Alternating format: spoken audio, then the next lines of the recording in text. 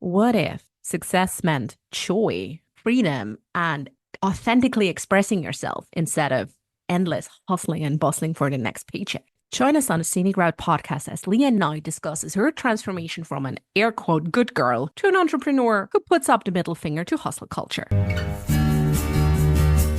Hi, and welcome to the Scenic Route podcast, where we believe in embracing life's journey with purpose, curiosity, and a bit of potty humor. I'm one uncool mom, and I'm always looking out for that perfect slice of gluten-free rhubarb pie. Every week, I get the joy of sitting down with dreamers and doers who dare to take the road less traveled in pursuit of their own magic. Together, we dive into the inspiring stories of soulful entrepreneurs and visionary leaders who boldly share their beliefs, lessons, and fuck-ups. Excited? So am I. You're exactly where you're meant to be. And now, let's take this conversation off the beaten track.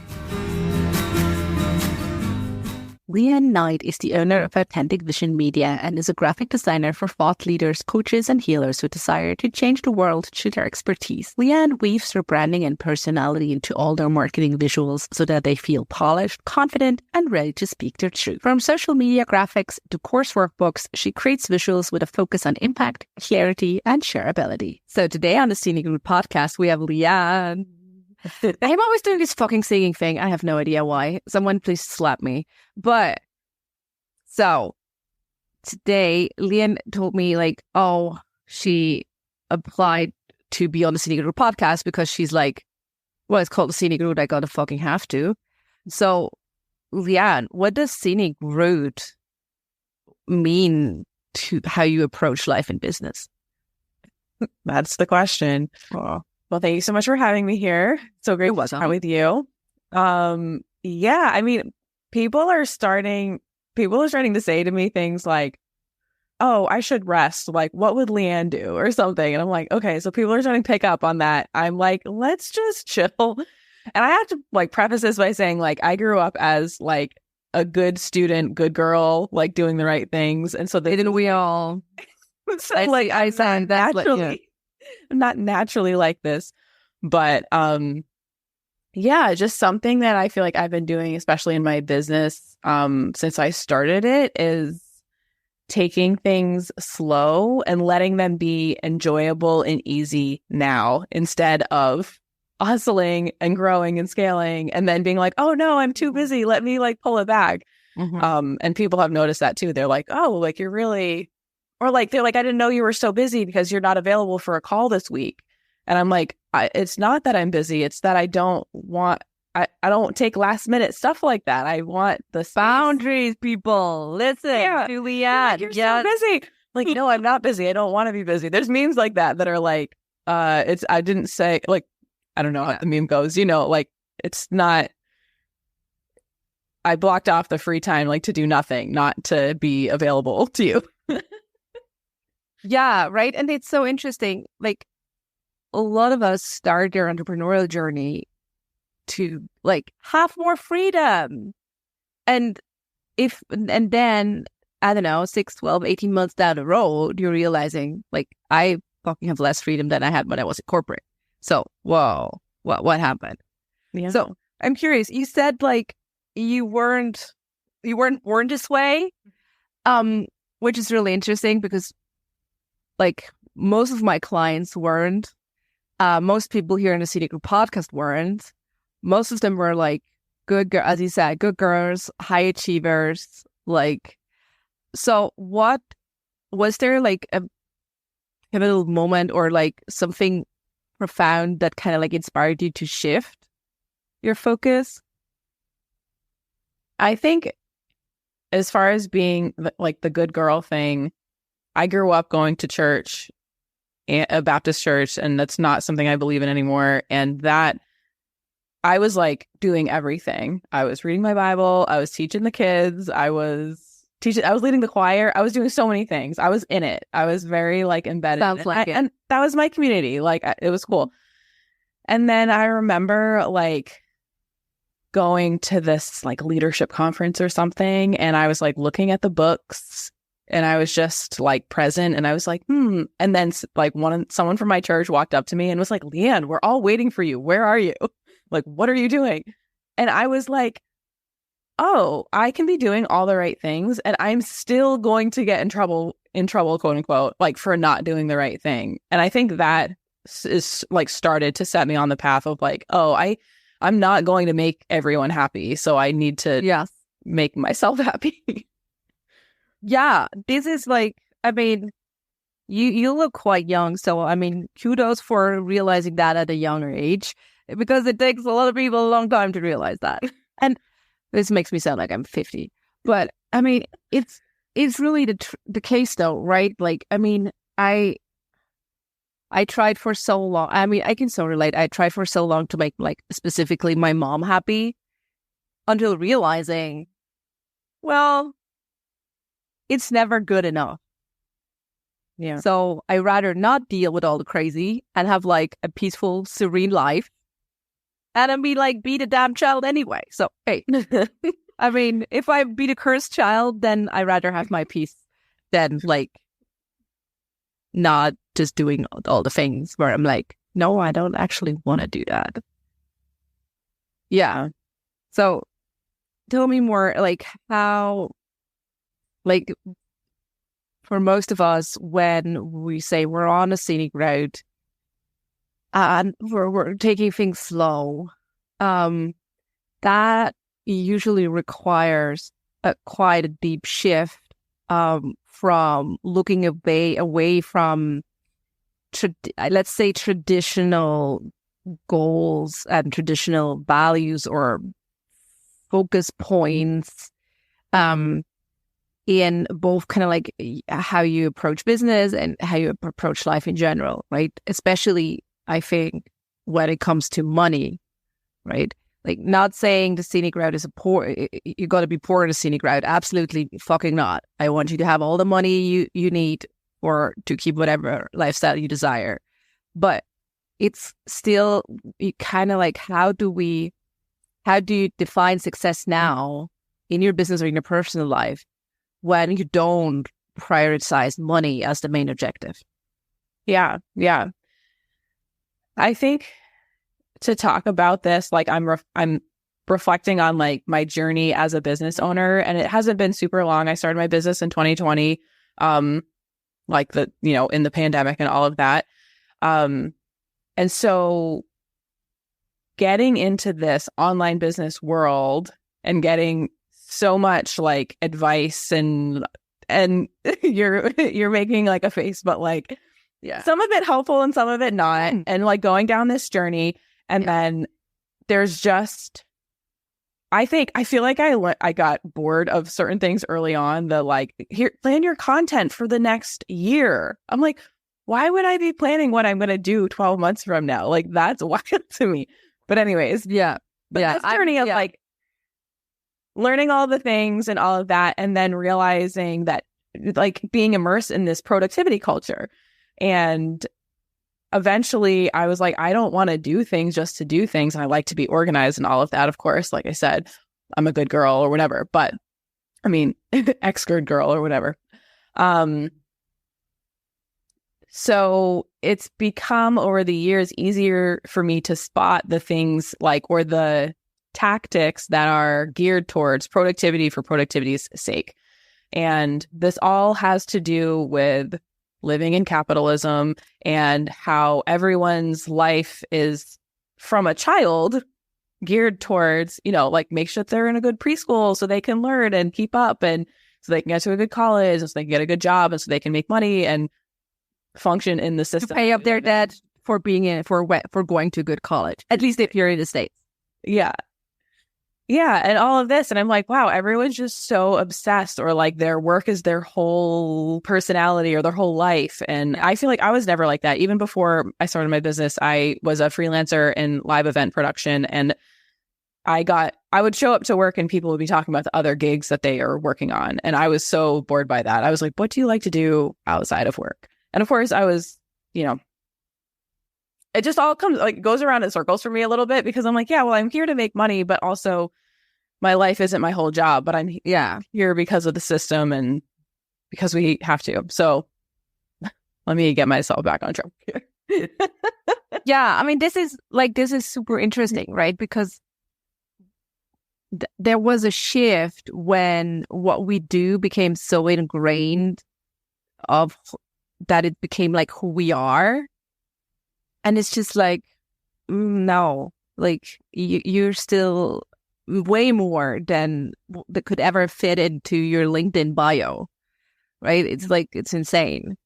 But obviously, yeah, I mean, byproduct of capitalism for sure. Like if you were said kind of like, okay, you have to kind of like, you don't prioritize money. Like, can you share with us like an example of how this like actively decentering money has positively impacted like how you do business or like how you approach business? Yeah. So following this narrative of like getting immersed in productivity culture and stuff, and then I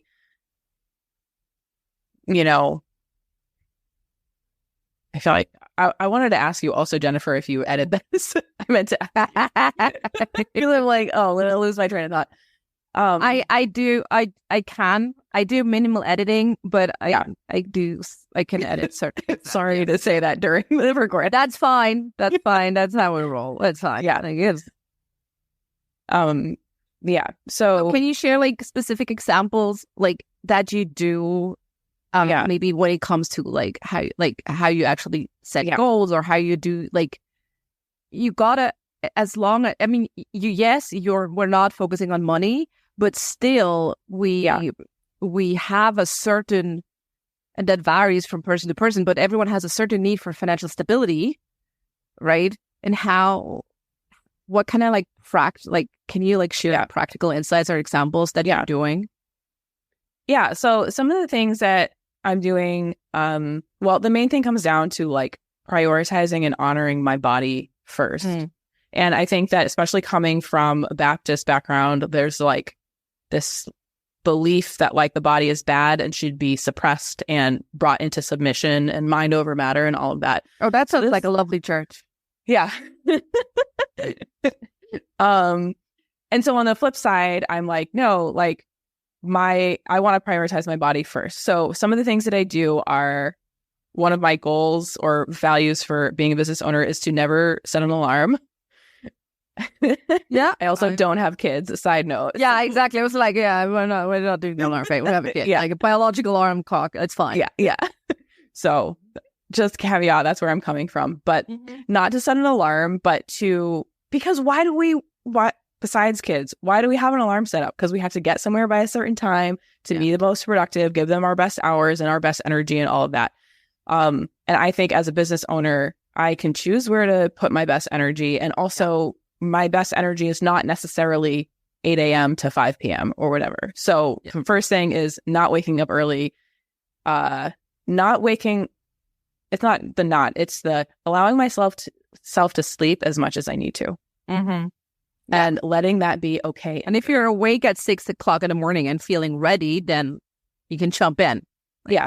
If you want. Exactly. And that's the thing. And it all comes back to like, I know that not everyone's like me, but for me, it all comes back to choosing what we want and taking a moment to get present with what we actually want instead of what people have told us we should want or should be doing. Today I woke up at like 7. Yesterday I woke up at like noon. So every day is different. Yeah, I'm not jealous. Like, no, not at all. No. Sorry. That's fine. I choose the life of raising a kid, toddler, so it's fine. It will pass. Of course. And it's a season. We have seasons. We have seasons and we are choosing. So maybe day to day, there's not a big choice, but you've chosen this season. And that's what I think is important. And also, if someone wants to like wake up early and get their use their best energy to get work done, choosing that, because here's the other part of this. What happens is, there's like, I see this in like stages, sort of. There's a stage of like hustle. It's like work all the time, work a million hours a week. And then you're like, oh, wait, I don't want to do that. So you scale back and you're like, I'm only Or you're burning out and you're realizing. Sometimes kind of like sometimes you don't. Yeah.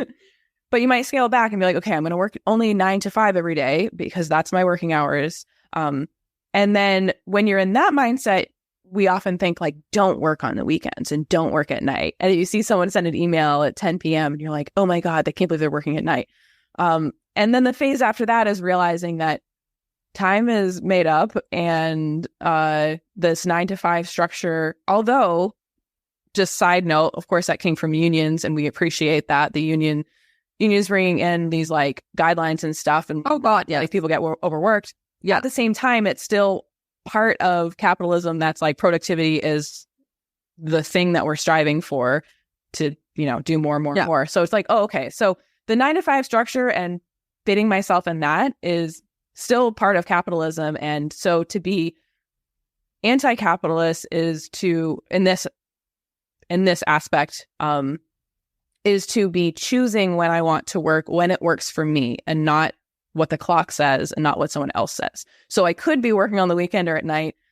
I could be sleeping until noon and working, until midnight or something, if that's what I want, because I'm doing what's aligned for me. And there are times that we're doing things that we don't really want to do, but we're making, maybe waking up early every day is not super what you want to do, but it's something that we're agreeing to because of the season we're in and what we're working towards. Mm-hmm. But just for me, I also feel like I'm like unemployable now, because I just can't have somebody telling me you need to be at this place at this time every day. I think that's the case with most entrepreneurs, to be honest. Like there's a point of no return. Like you'll become just so fucking unemployable. Like you're like, I don't know. You're like, no, not gonna deal with this shit. No, sorry, out. Like, yeah. You want me to do what? I am not available. Yeah, if I'm thinking back now to my corporate days and just like the highlights of it, I'm like, nah, no. Yeah, I can't hang anymore. No, like, because of capitalism and money, I do work in live events sometimes. Like I set up for concerts and things like that, and I can't be on my feet that long anymore. And I also like I've cut back on this a long time ago, but I don't like working at night because you have to come back in after the concert's over and take it all down. And like for years, I've been like, that is my bedtime. I'm not available. Like, I don't want to do that. Yeah, right. And it's just so important with the intention behind it, right? Like, it's just a different, if you have the intention of getting up at 6 o'clock in the morning because that's your most productive hour, or you want to do an ice bath, which I'm like, how could anyone ever?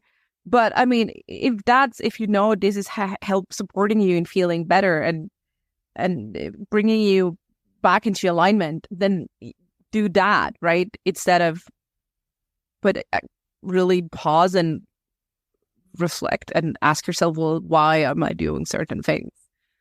Am I taking this to be like the silver bullet? Like, I always ask, sometimes I have clients where they come with like, I don't know, I've seen at one point or another, we're always come and talking about like online, like education, and should I do another program or course or whatever, from doing a PhD down to like a $44 online course. And it's always kind of like, well, why do you want to do it? Right? Do you want to do it because you're attaching hope that this thing will save you? Or are you doing it because, I know it sounds fun, you're curious, you're whatever, and just really think about that, why you're doing certain things or why you're signing up, regardless if it's a small investment or a big investment. So yeah, I can totally relate. So gonna circle back again. You said you started your business, you started your business in 2020. So you have a couple of years now. I mean, in your backpack, all the COVID years, which were, anyway, let's not get into that. But hey, like, what advice would you give someone who is also like thinking about starting their own business or an early stage entrepreneurship, and who want to like adopt a similar approach to doing like a more kinder approach to business, but kind of like fear the financial cutback or instability of it? Yeah. I think, at least in relation to what we've just talked about in regards to how I spend my time and energy, I had to have some trust in myself. Part of this is building trust. When I listen to my body and I hear what it's asking for and I give that to myself, that is building trust.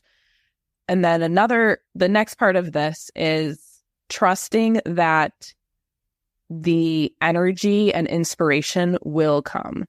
And so noticing when that does happen. I do this like with stuff around the house, that I like pile up the dishes all day and I feel bad about it. And then at the end of the day, in like 10 minutes, I just go through everything and put it all in the dishwasher or whatever. And I'm like, I knew when it was time and I did it all at once. Like it happened.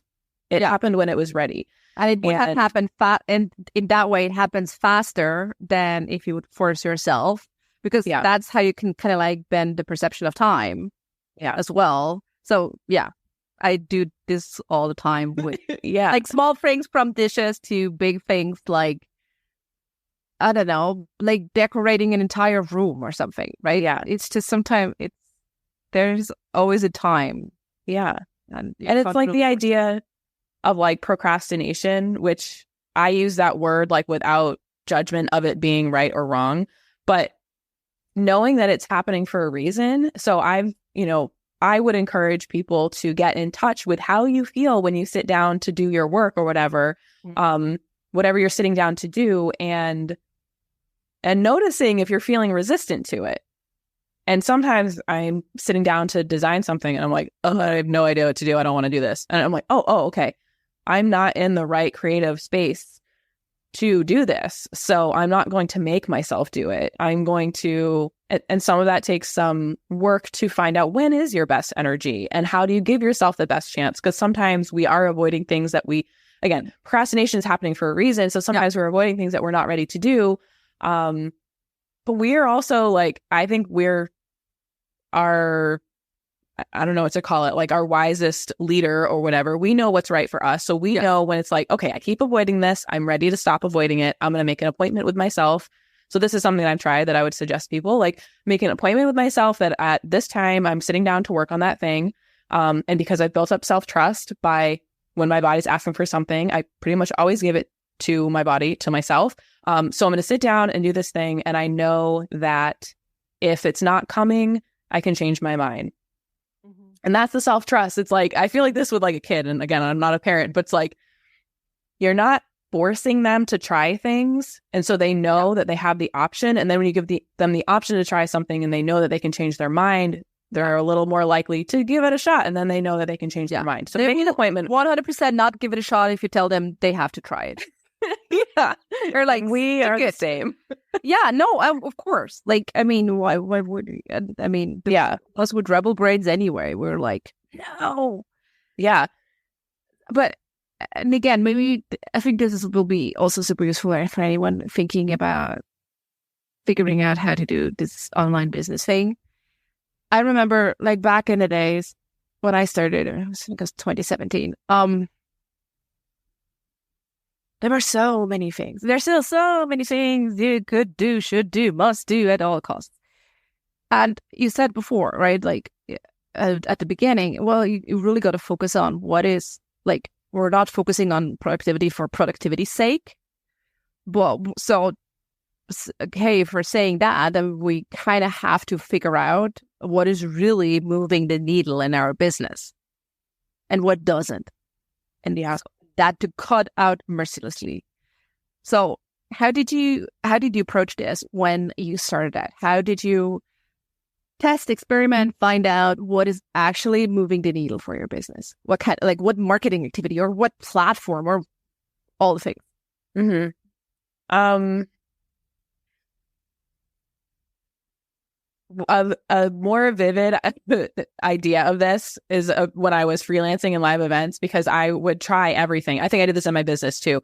I would try everything and say yes to things. Mm-hmm. And then I would gauge if it was working for me or not. So like, you're sure I'll work for this new company, try it. And it's like, oh, I don't like that company. I'm not going to work for them again. And I think in my business too, it's like, okay, people want to have meetings with me, and people said I should do this and this and that, and I try that, and then it's like, oh, I don't like how I felt that day when I had all of these meetings, and they were like good things, like coffee chats to connect with people, like networking stuff that is an important part of my business.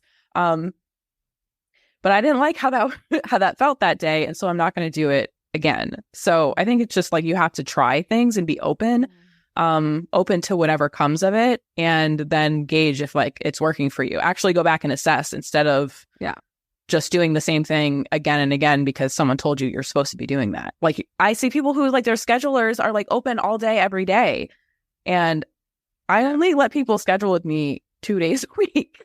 Like that's what I'm like. I already know that doesn't work for me. And even if that's what other people are doing or other people say you should do, or they have this mindset of like, well, what if they can't meet those days? What are they going to do? Like, they're going to ask you, hey, I can let you know that they have a problem and maybe you can fix it, or you're willing to be like, yes, okay, let's do another day. Or you're like, nope, sorry, not gonna. Yeah. I was trying to connect with somebody who lives in Australia. And I'm just outside of Boston in the United States, and we were like, oh, this won't work. We were like, it was so nice to try to meet you, but this isn't going to work. And we just decided not to talk because both of us were, unwilling to like, be up in the middle of the night or whatever. Yeah. I always feel bad when I have like Australian guests on the podcast because they're usually like up at like 4:00 in the morning or something. And I'm like, so sorry. But I know like I love to record these conversations in the evening, just because I don't know, it just feels like a good end to my day, whatever. Yeah. And I know I don't want to have them in the middle of the day because I don't know. Just stop me. And so sometimes it works, sometimes it doesn't, and whatever comes your, and that's again trusting yourself and trusting whatever you believe in, like God, greater power, timing, karma, whatever it is, that it will all like show up on your doorstep in the most perfect timing of all. Yeah.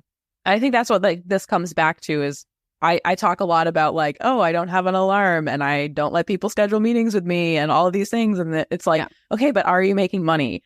And so, I mean, I think that I'm having slower growth than I might if I was hustling, but also at the other hand, I would burn out and not be growing. So I think this is more effective. But also I just, it comes to trusting that I can, I know this is a little buzzwordy, but like be my authentic self and honor like my energy. That's really the bullshit bingo buzzer here. I must have like a physical buzzer where I can be like, Well, okay, so my business is Authentic Vision Media, so I know right to use the word. I know, but for me, I mean authentic branding. I mean, I do. Like for me, it's like being who I really am, not pretending I want things that other people want or that they say I should want, and not pretending I feel one way when I feel another way. So that to me, like waking up really early when I don't want to, and for no really good reason, that's not authentic to me. Yeah. So, now I forgot what I was saying because you called me.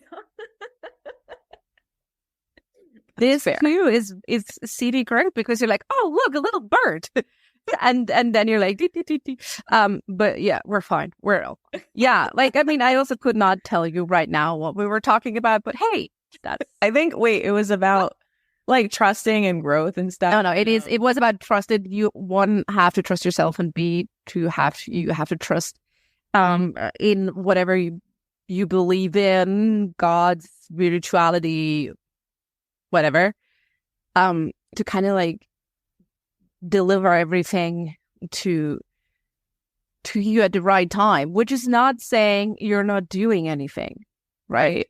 And I also wanted to add, like you said, well, you're kind of like you're at peace with a potential slower growth than if you were to hustle. But that's the thing. I think that's built on the assumption and the premise that the more I hustle, the more successful I will be, because this is what capitalism tells us. The harder you work, the bigger your reward. And for 99.9% of all people, this is just not fucking true. Yeah. You're not more successful, or most likely you will not be. So rather like not like work yourself to the ground, and really focus on, hey, how can I mean, this is also like the shitty bingo buzzer, like work smarter, not harder, right? Like, Yeah. I mean, it's like, yeah.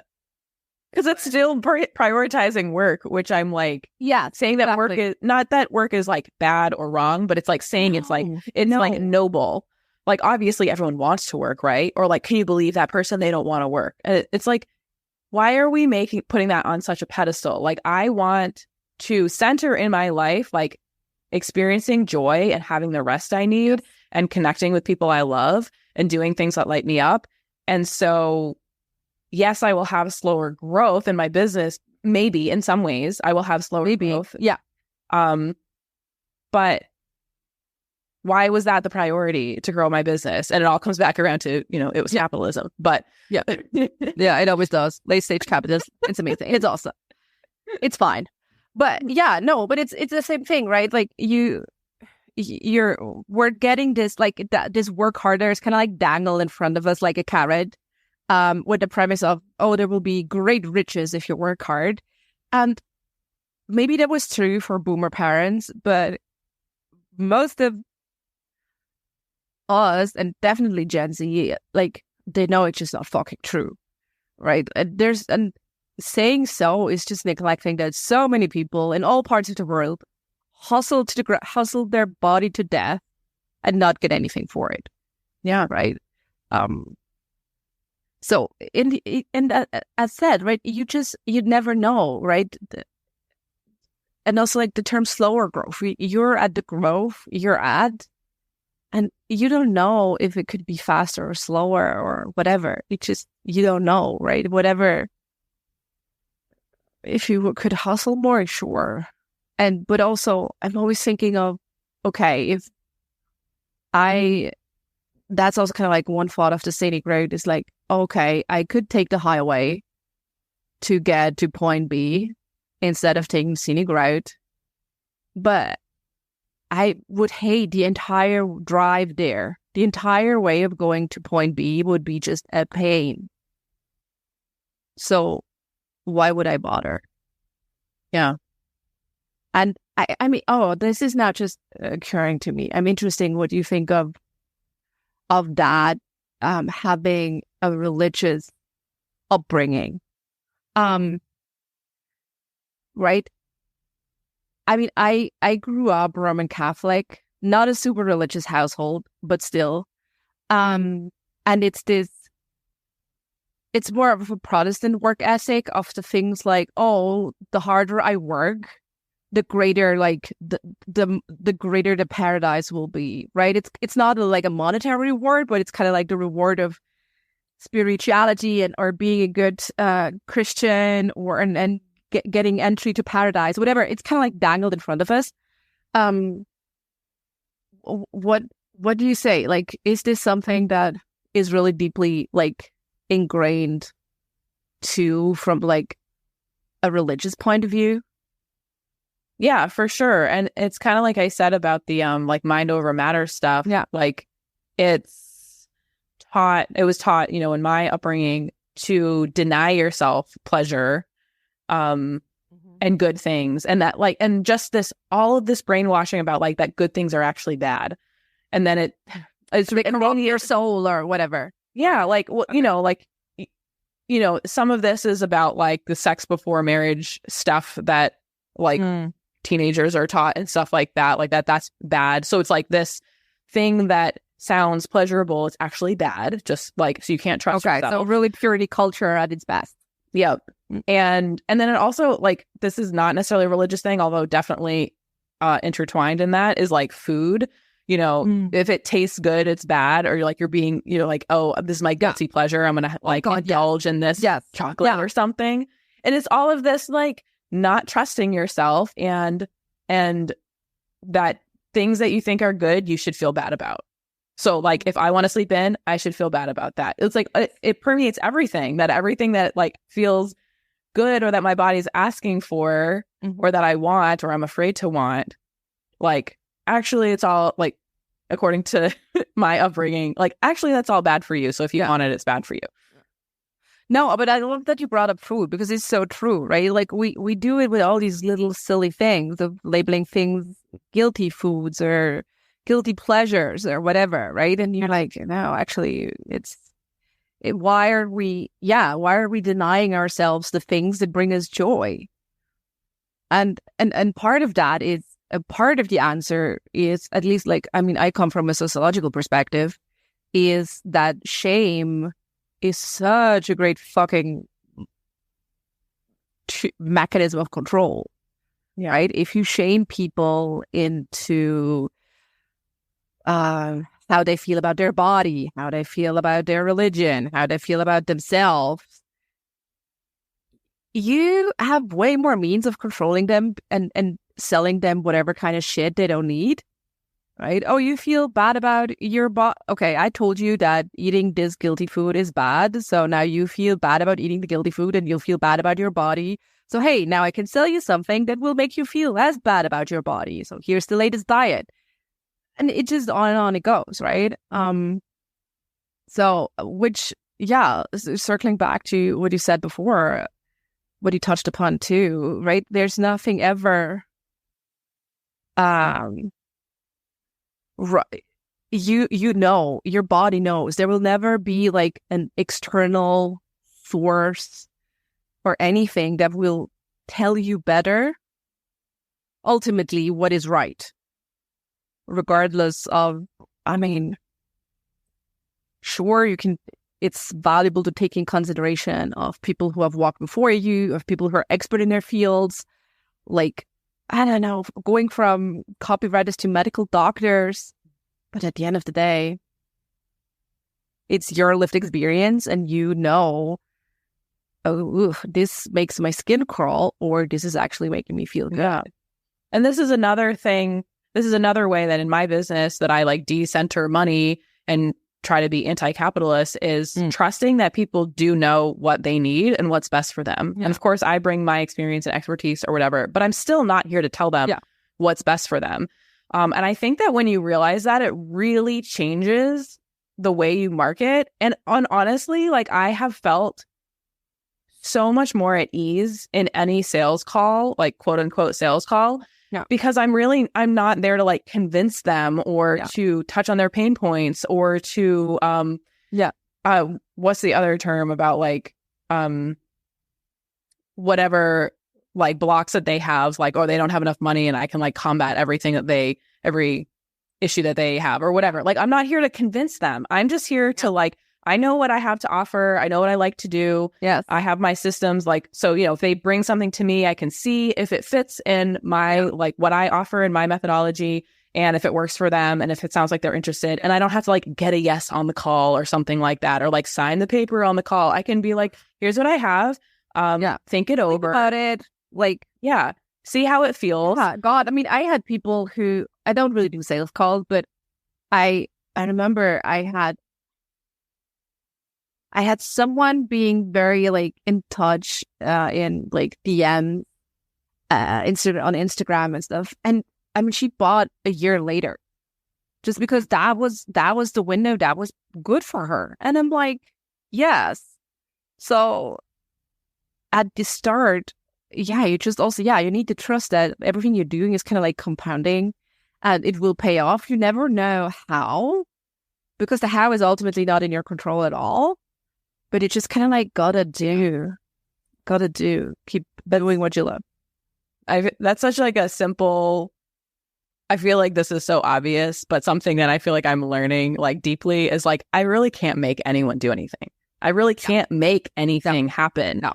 I can do what I can do and I can try to move in the direction I want to move, but I can't make anyone do anything and I can't make anything happen. Yeah. Which is like, comes back to like, is hustling going to really make my business grow faster? Like, I can't really make success happen. Like, I mean, yes, ultimately, like, you can use all the shady tricks and a dirty playbook, but God, it's not a trick that people have like never seen or heard of. And yes, we're still receptive to certain psychological triggers and things. But, I mean, seriously, all those things just gotta go fucking go. Like, I'm like, no. And I've had it too, where I've had people, like I had somebody sound like very excited and sound like a yes on the call. And then I sent them a proposal to like make the first payment and let's move forward. And they ghosted me. And then they like, we touched base again later. And then they were like, oh my goodness, like, you know, they had a couple hangups around it or whatever, if you can call it that. But also they're like, then I got busy over the summer. And I was like, you know what? I didn't want to do this over the summer either. So are we ready now? Like, and we like re-scoped the work and talked about whatever was misaligned. And then we started. And it was like, this timing was way better than if I had like pushed for it or tried to get her to say yes or something, like, you know, say what I wanted, or try to make her to like want to pay the money that she didn't want to pay. Or what if I tried to cut my prices, or what if I tried to offer her like all of these like manipulation things to make it fit, which again, if I wanted to make those choices, they are choices. If you want to discount your work because you want to make it more accessible, then fucking do it. Like, you have reasons, and you know when you know, like, it feels like the right choice, and not this like buzzword again, scarcity mindset of like, if I don't do this, it's not going to work. Like, I don't want to do things from that motivation of like, oh, if I don't do this, it's not going to work. But instead being like, you know what, actually in this situation, I feel like it would make sense to, like, I have the boundaries in place, and then I get to choose if it's the right situation that I want to do something different. But if I didn't have those boundaries, then like, what would be happening? Oh, yeah. I mean, it always boils down to boundaries and like setting them and then enforcing them time and time again, because otherwise it's just. Oh, okay. I loved how we touched on a lot of things, especially when someone thinking of starting out and giving this online business thing a shot. I loved how we cursed capitalism in every second sentence. Always here for that. Yeah. So, if anyone is like listening and starting out, where and want to like hear more of you, Leanne, where can they find you, where you're hanging out? Yeah, I'm pretty active on Instagram. I think that's a great way to get into my world. My handle is authentic.vision.media.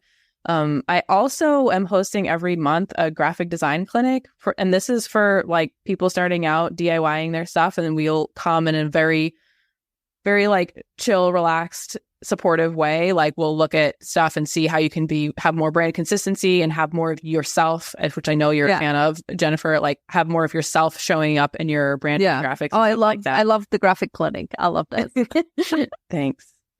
Yeah, actually, it's thegraphicdesignclinic.com. So good on you for getting that URL. I love it. Yeah. And we're also going to link it in the show notes. You brought in a brand identity assessment. Do you want to briefly tell us something about it? Yeah. So that is like a PDF you can download and get on my email list. And it kind of just takes you through this assessment to see like what are kind of some of the missing pieces in your like visual identity, as far as like the visuals for your marketing and the elements of branding and things like that. So you can just kind of walk through that and see what things you have and what things you might be missing. So you know where to go from there. Perfect. So before I let you off the hook, I have 3 rapid fire questions. You ready? Okay. Yep.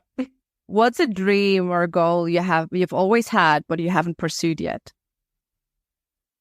Well, I can't think of anything. Oh my God. What came to mind, but I have done this a little bit, is I want to do like a van trip vacation, but I've done it a couple times and I just want to do it again and do it better. And do it bigger. Yeah, like a little longer and go to more places. Because I've done it for like a week. So nice. Yeah, I've done it for like a week, and it's good. That I feel like I'm a baby step person, so like I tried it and now I can do it. Well, I mean, imagine you're booking like a 6 months van life trip, and on day 3 you're realizing it's not the life. Right. No, you want some experience to see like what things you couldn't have thought of. So I would like to do that for longer and cover more distance. So you're a test and trial person. I like it. Yeah. So my rapid fire answer though is a road trip across the country, because I've never done that. Yeah. We had to get there though. We had to get there from the van trip thing. But yes, if you could have any dinner, like if you could have dinner with any historical figure, who would it be and why? I don't know. I feel like I'm not a big history person.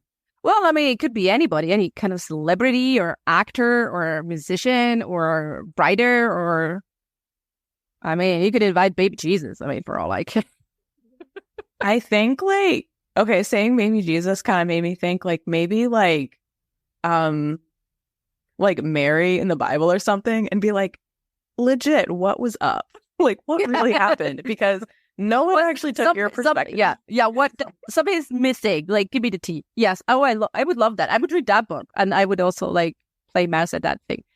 Yeah. Okay. Last one. And if this one, maybe that it's coming. What book are you currently reading? Oh, okay. I just started reading. I think this is right. How to Do Nothing by Jenny Odell. Oh, yeah. I think that's right. There's a few books of like similar names and things. Yeah, but like that. That's how hers called. Yeah. Yeah. I just started reading that, so I'm very excited. That sounds good. Okay, that's gonna. Yeah, I mean, I know it's good. It's on the City Group podcast reading book club list thingy already. So yes, enjoy. That's a good one. Hey, Leanne, thank you so much for being on the Scenic Route with me. It was great to have you. Thank you so much. Yeah, thank you so much for having me. It was so great to chat with you. And just like that, we've reached the end of another journey together on the Scenic Route podcast. Thank you for spending time with us. Curious for more stories or in search of the resources mentioned in today's episode? Visit us at scenicroutepodcast.com for everything you need. And if you're ready to embrace your scenic route, I've got something special for you. Step off the beaten path with my Scenic Route affirmation card deck. It's crafted for those moments when you're seeking courage, yearning to trust your inner voice, and eager to carve out a path authentically, unmistakably yours. Pick your Scenic Route affirmation today and let it support you. Excited about where your journey might lead? I certainly am. Remember, the Scenic Route is not just about the destination, but the experiences, learnings, and joy we discover along the way. Thank you for being here, and I look forward to seeing you on the Scenic Route again.